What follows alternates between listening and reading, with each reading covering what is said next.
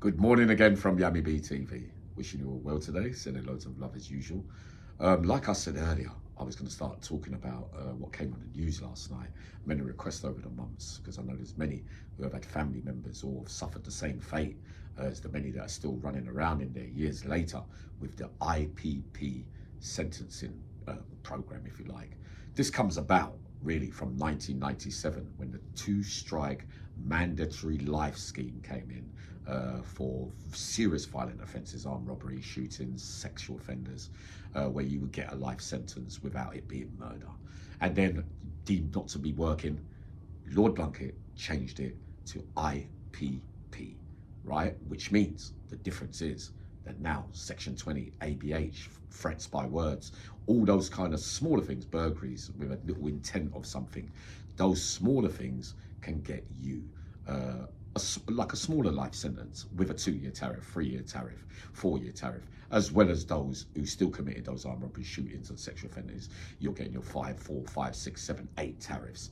But let's get this right for starters. Many habitual criminals like me wouldn't have survived in there and I did because I'm institutionalized, but many came into the system, thousands at one time, that caused the overcrowding, caused disjointment in the prison system. Because what you have to remember is the habitual ones that keep coming and going from prison to get those kind of sentences where their crimes are drug related, where they're a little bit vulnerable, where they haven't got the skills. So put in an environment that's so unreal with ticking time bombs everywhere, you could have a man attack you and you don't fight back, but the officers will still nick you for fighting.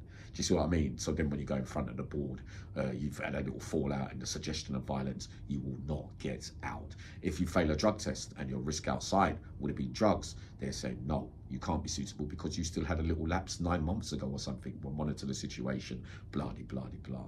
So then you get around that it's all about the courses. Sorry, big brother.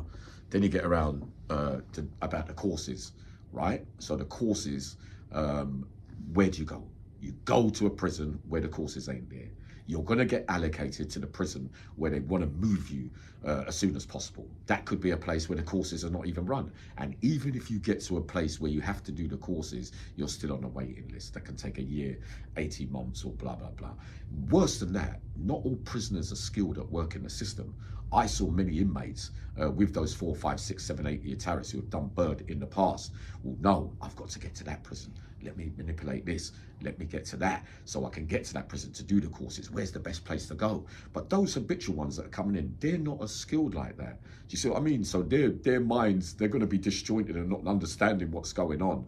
But even without those adjudications, the little write-ups in those books from a bad officer who's having a bad day, those are all things that will be in front of the parole board when that day comes, right? So not skilled at working the system. So I saw many of the bigger violent crimes get out immediately on their tariffs of what the judge set as the minimal. But yet the smaller ones rotted inside there 2, 3, 4, 5, 6, 7, 8 years after the recommended name of the time of the sentence by the judge at court. So if it was a 2, 3, you've done 9, 10, 11, 12.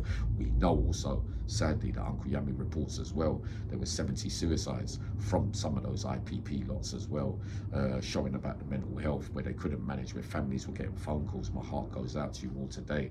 Uncle Yummy saw it with his own eyes in there, you know, that certain men just don't stand a chance. And then you get the great Lord Blunkett coming up and said it was a complete failure.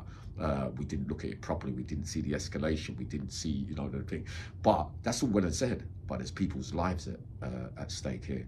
And it's been proven as well, not just the inmates themselves, the families that have to deal with those phone calls and that crying where they're at a loss even when they go to probation. They say this, they say that. Probation say, well, all we got to do is manage the risk. Because any suggestion of any form of violence or bad behavior in there, boards, probation, they're not going to want to put their names on the front page. They don't want to be the ones to sign you off and say, yeah, well, we were the ones that let him out. What if he went out and he committed, you know, in reality, you know, what if he does this and that?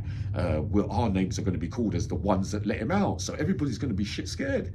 That's what I mean. And this is what I saw over this lifetime, when really in reality, the great Lord Samuels, Judge Samuels, went on to the Inside Times with the great Razor Smith and pulled it out, laid it out there and said, how can you ever know a risk of a man? unless he's tested outside. You have to be tested outside. There's murderers being released and being tested outside. There's going to be little things that go wrong. We know what happened originally with the Sonics thing way back in the day that caused all that, this uproar, where somebody was out on license and committed a horrendous crime, allegedly, and the whole system got turned upside down. That's what I remember. I'll be interested to hear many of you give me a little nudge to remind me about how it went. But that's the reality of it. So you get stuck in a system that is so unkind to all concerned, because there's too many things going on for them to be wanting to pay enough attention to you and to give you what you want. So not only, if you imagine then if you don't, you're not bad behaved, and you're still not in the right place, and you're waiting for a transfer, or you're waiting for somebody somewhere to go where you have to do the courses to prove. To me, the courses don't mean a thing. You could be in the right frame of mind and fool everybody and get out just because you played the system and you play your cards right with behaviour, because you're more intact up here. But many of those habituals, I have to say, are not, you know, and that is the sad factor. And then Lord Blunkett, on top of that, admitting to what you did, as well as being wrong, and we got it all wrong. 12 years, 2012 was the ending of the IPP, but then tell me how then 10 years later, there's still thousands running around in there. You know, you're meant to get those applications on request, and anyone past that tariff is, that ran at the date the judge gave. If that's all changed, they're meant to be out. There's no big deal in doing that.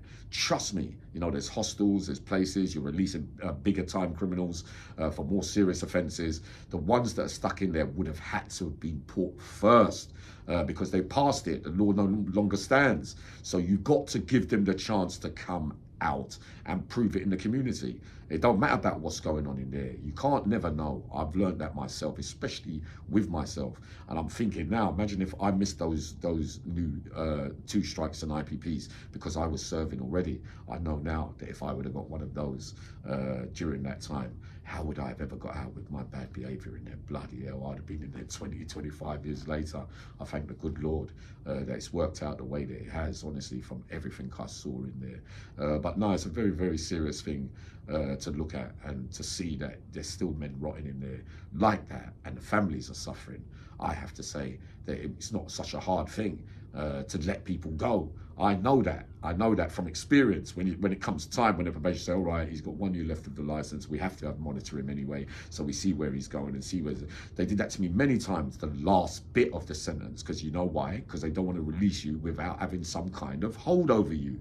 In some ways, they set you up to fail. Well, if you can set people up to fail with 1 year left, why not set them up to fail and come out and give them a chance anyway? The burglars, the threats to Wordsville, the ABH, the Section 20s, and all these suggestions that there could be violence in your crimes. You might as well do that, because those things happen every day out here anyway. They're never going to stop forever. If anything, it's got worse and worse and worse as years have gone by. Now, these crimes that are happening now are more horrendous than ever before, which is why I pointed out rightly the other day with the great names that have to die in prison for their murders and everything.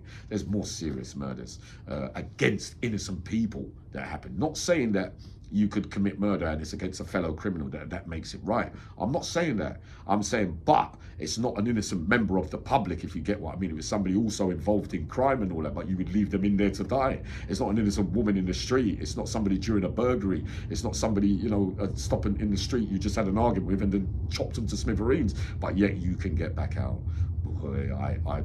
This is a real touchy subject for me, but this is my part 1 today. It'd be interesting to see some of you pull my coat on this and I'll do a part 2. But Uncle Yami says, in such an unreal environment, you stand no possible chance of getting out, because you can't be in charge of your own actions based on somebody else's opinion or somebody else's behaviour on certain days, because fights and things can happen at the moments when you're not doing anything wrong, if you get what I mean. If you're late to bang up, you know, if these are real, right, you might not get nicked for it, but it's written down in the book, and there's a suggestion that you argue back with an officer, you know, that shows them that you might not be suitable for release. Come on, man, it's no good saying it years later, Lord Blunkett, man. You're admitting that you've made mistakes, right? Do something about it. Get them all back out and put families at rest. They weren't the ones that committed crimes, lows, suicides, vulnerability in those inmates, you know, from giving up totally in there because you're thinking, well, they're never going to let me out anyway, and you get institutionalized like I did and think that inside is like the outside world. In reality, we know that it isn't, but men will start thinking like that. The more time goes on, well, they're not going to let me out anyway, I might as well continue. You know, it's a downward spiral, and the self-destruct and the trust in the system is not going to be there, man. So that's my part one of the IPP sentences, and feeling a bit passionate about this. But yep, any suggestions, let me know, and I'll come up and do a part two if anything I've missed in this first thing.